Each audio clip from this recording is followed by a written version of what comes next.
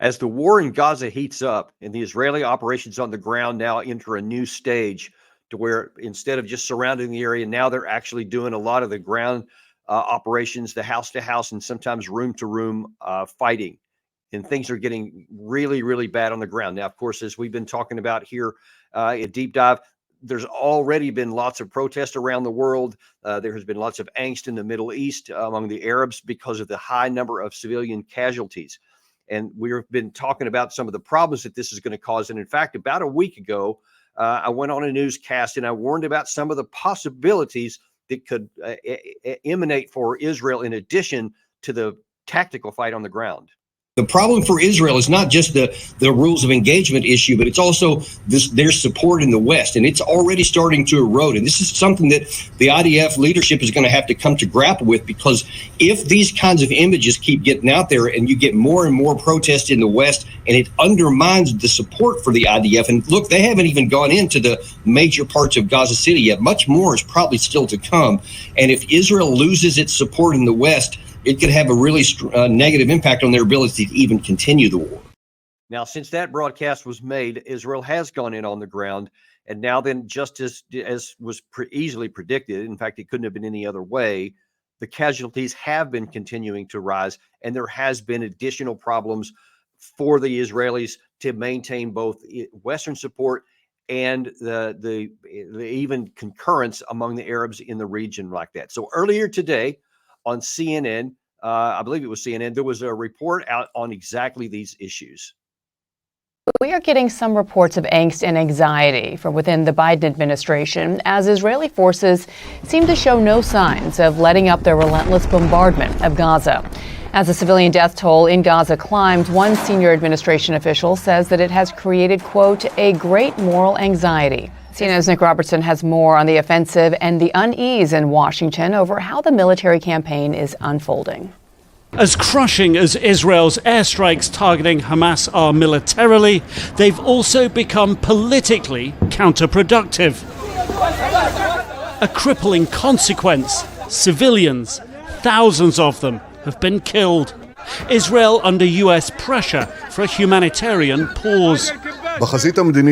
On the diplomatic front, we are working around the clock to provide the IDF with international maneuvering room for continued military activity. Netanyahu's plan to destroy Hamas is under threat. Time may be running out.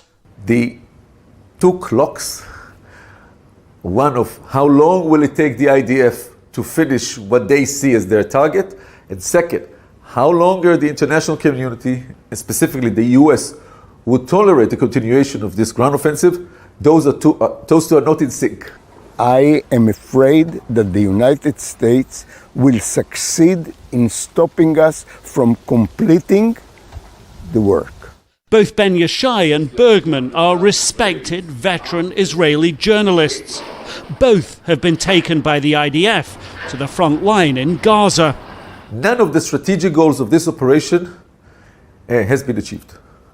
Hamas are not going out of the tunnels.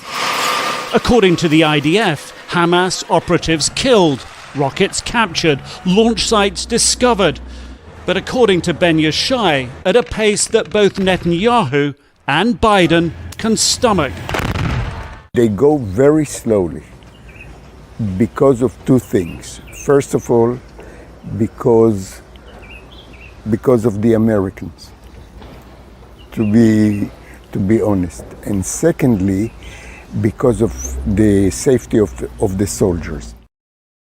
Okay, you see there, that's within Israeli society itself. Those two reporters there were both very highly regarded, very well experienced in the international. They're both very pro-Israel. But you see, one is very much of the mindset that Israel is going to have to continue to do this, and they actually are aggravated at the United States for seeming to put the brakes on or to put any constraints on their operation. And then you see the other one also within Israeli society saying, hey, you know what? We have to be careful about how we do this, because if we lose Western support, then the whole thing gets put in danger.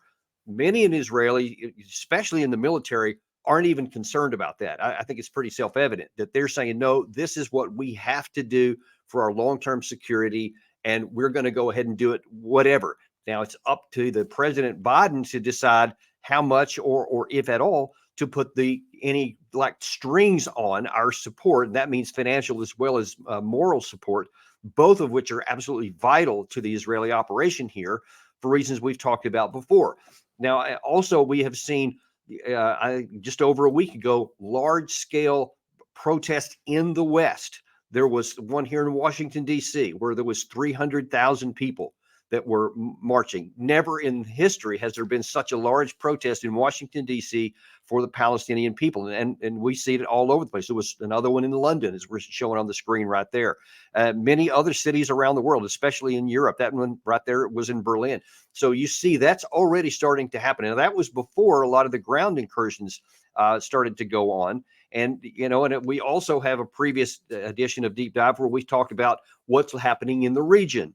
And that was with, especially in Turkey, a little over a week ago as well, to where there were 1 million people had met in, I believe it was Ankara, and Erdogan spoke to them in very, very harsh anti-Israeli language, which just fired the crowd up. So you see, those issues are very real. Now, this war is just over a month old, and they have only now completed really surrounding the city of Gaza. Gary, if you can bring up that Google Earth map, I want to kind of show people just kind of what we have to face here. Now, this is the Gaza Strip here, and you see, I'm going to zoom in here a little bit, and you can see that as we've, I think, shown before, their Israeli Defense Forces are moving in. They've tried to cut Gaza City off from the south right there. They've gone into this Bet Hanon area in the northeast, and now down along the coast in the northwest. And now then, let's just show you a little bit about just how dense and populated this area is. Now, I'm just going to go in and zoom in here on this one area here and just look how many individual buildings are so tightly packed. And there was other reporting out this morning that Israel said that, about every 1 to sometimes 3 buildings have a significant tunnel network underneath them. Now, just look as I continue to just slowly scan across the city. I mean, there are blocks and blocks and blocks where hundreds of thousands of people live. And you see, it just never stops. You can understand that if you have to go building by building to get the Hamas fighters out, this is going to take a long time. And the casualty counts are going to continue to go up. And there's going to continue to be pressure on Israel to have these humanitarian pauses, which they have agreed to do based on what President Biden has told them in just the last few days. But they didn't want to. They didn't want to have that done. They want to just keep the pressure on, and they're not even willing to talk about ceasefires. That's not even on the table at the moment. And there's no evidence that the White House is going to put any pressure on them towards that end. But you see that all of these dynamics that have been in play are very possibly going to expand in the coming days, weeks, and months. And if this does continue to take on months, you see that Israel's going to have some very, very difficult challenges to try to decide how far do we go tactically to eliminate Hamas, and how far do we go humanitarian-wise to maintain the support in the West, especially the United States, because pretty much the West will follow what happens in the United States. And if it goes south here, it's going to go south elsewhere. If he can maintain it in the United States, it's going to be maintained in other places as well. And then that also includes in the Middle East. And the U.S. has been Secretary of State Blinken, Secretary of Defense Austin, continue to crisscross the area to try to do that very thing, to keep the war from expanding and to keep the lid on the Arab Street and the Muslims in the region to make sure that we don't lose. Not only do we not lose their support, but they don't actively act on the behalf of the Hamas side and to try to join this war, especially in Hezbollah in Lebanon. That's the biggest problem there. But there is going to be a real issue with how this thing unfolds, really, let's just say over the next couple of months, between now and the end of the year. And here's part of the reason why this is such a conundrum. The Hamas side continues to say they could care less how many Palestinians die. They could care less their own lives. They will fight to the death. And so far, we've seen tactically they have some hit and run operations against the Israeli Defense Forces. They have destroyed a handful of tanks and armored personnel carriers with rocket-propelled grenades. But for the most part, they are still staying in the tunnels. And that is incredibly difficult. That is one of the, and maybe the most difficult tactical task that any army can face, when you not only have to go building by building and sometimes room by room, but you also have to go into the tunnels. And that is an extremely difficult and high casualty producing operation to go. So this cannot go fast because the Hamas fighters have buried themselves, really throughout these massive tunnel complex. And I can assure you that even with all the bombs that you've seen so far, Israel has only gotten a small portion of those tunnels. So what it's going to require is, or what you have at stake here is you have one side that is absolutely committed to this and they are ready to go to the death. You have the other side, the Israeli side, that says they have to complete this tactical military operation in order to make their people safe. And there is no negotiation. Neither side is even willing to talk about a negotiated settlement to end this. Unlike, say, the Russia-Ukraine war, which that one actually they're in a state right now where both sides, after 20 months of war, are willing to actually possibly contemplate having a negotiated settlement. And really, the supporters on both sides are saying, yeah, we might need to do that.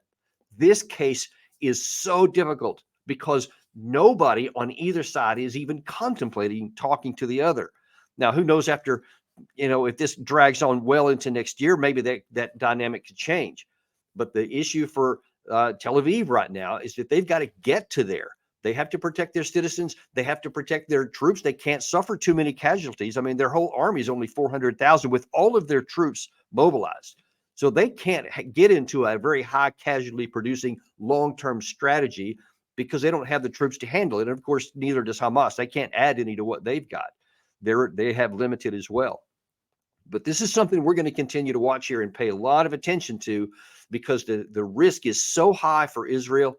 It's so high for the Arabs in the region, and it is very high for the United States as well. We have got to try and thread this needle to get it just right so that we support our ally, but we also don't alienate others in the region that could potentially worsen our own conditions, and God forbid, could actually help expand the war, which of course is what Hamas wants. So I just wanted to make sure that you're aware that just how challenging and difficult things are for Israel. And this war is a long way from being over. And there's, so many political and military landmines that have to be negotiated. But we're going to be here to all the way through, every step of the way. We remain unintimidated and uncompromised. We are going to bring you the truth, no matter how ugly it is, whether somebody likes it or doesn't like it, because you deserve to know the ground truth reality. And here at Deep Dive, we're going to keep giving it to you. Thanks. Remember to like and subscribe, and we will look forward to seeing you on the next episode of Deep Dive.